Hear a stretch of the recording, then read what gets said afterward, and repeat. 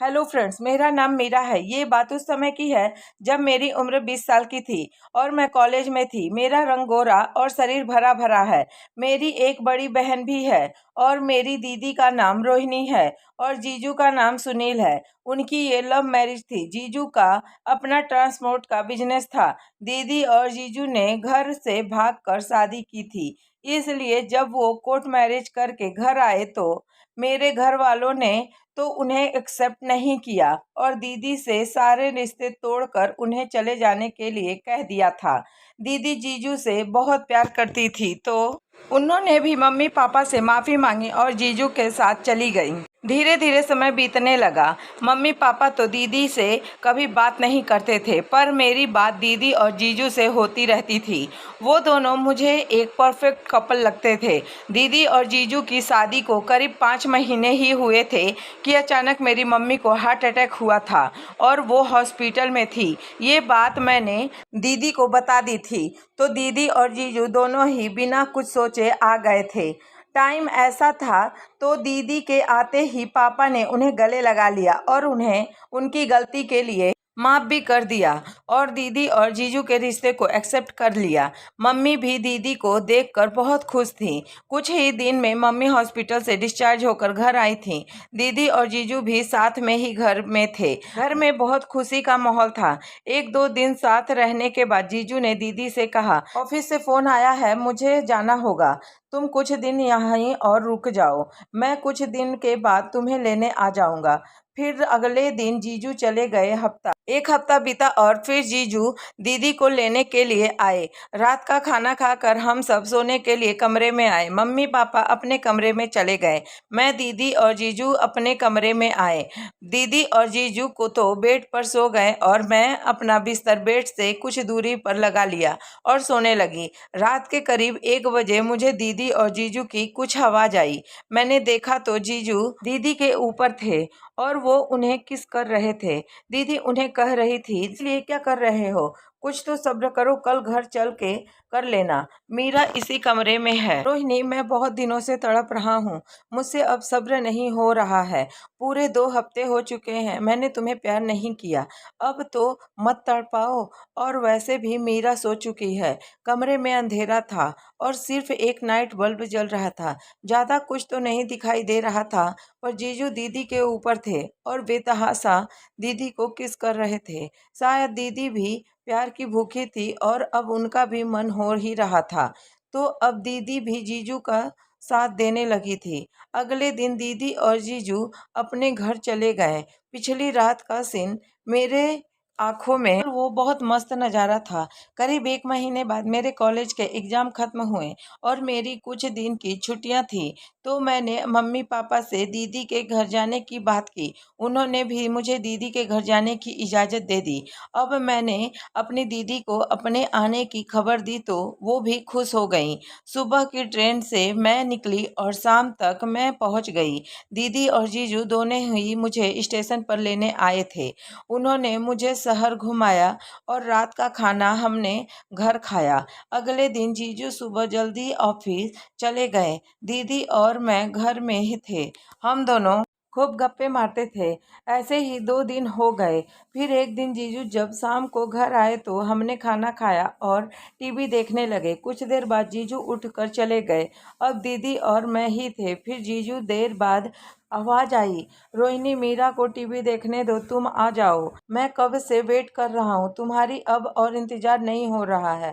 उनकी ये बात सुनकर मैं समझ गई कि जीजू प्यार करने की बात कर रहे थे, तो मैंने भी दीदी से बोला, दीदी मुझे भी नींद आ रही है तो मैं भी सो जाती हूँ और आप भी चले जाओ, जीजू आपको बुला रहे हैं। अब दीदी ने टीवी बंद कर दिया। मैं रूम में आ गई और दीदी भी अपने रूम में चली गई। जैसे ही दीदी के कमरे की लाइट बंद हुई, मेरे दिल की धड़कन तेज हो गई।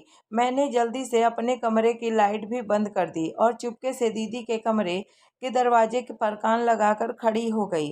अंदर से फुसफुसाने की आवाज़ आ रही थी, क्यों जी, आज इतने उतावले क्यों हो रहे हो मेरी जान, कितने दिन से तुमने दी नहीं, इतना जुल्म तो ना किया करो दीदी। चलिए भी, मैंने कब रोका है आपको, आपको ही फुर्सत नहीं मिलती अपने काम से। जीजू, अब रोहिणी की इजाज़त हो तो प्रोग्राम आगे बढ़ाएं। दीदी, हे राम, कैसी बातें बोलते हो, शर्म नहीं आती? जीजू, शर्म की क्या बात है, अब तो शादी को इतना टाइम हो गया है और तुम्हें तो पता है प्यार के टाइम मुझे ऐसी बातें करने में कितना मजा आता है, फिर अपनी ही बीवी को प्यार करने में कैसा शर्म। दीदी, बड़े खराब हो तुम, अभी तो सारी रात बाकी है। कैसे धीरे करूं मेरी जान, इतने दिन बाद तो कर रहा हूँ। धीरे नहीं करता। दीदी धीरे बोलो, तुम्हारी साली दूसरे कमरे में सो रही है, कहीं वो सुन ना ले। दीदी हंसते हुए बोली, जीजू उसे भी प्यार कर दूंगा, आखिर साली भी तो आधी घरवाली होती है। दीदी आज तो कुछ ज्यादा ही मूड में हो तुम, अब बातें ही करते रहोगे या प्यार भी करोगे? मैं दरवाजे पर और ना खड़ी रही सकी। दीदी और जीजू की ये बातें सुनकर मेरा दिल जोर जोर से धड़क रहा था। मैं पसीने से गीली हो गई थी।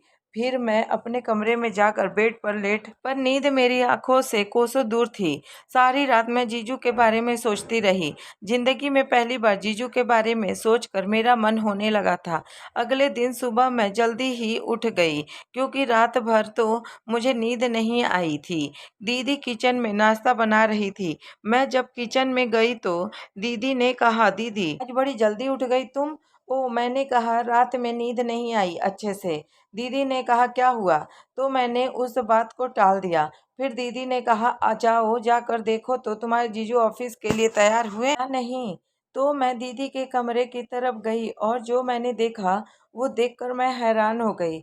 मैं कमरे के दरवाजे पर ही थी। जीजू को देखकर तो मेरा दिल फिर से जोर जोर धड़कने लगा। मेरा मन प्यार करने के लिए होने लगा था।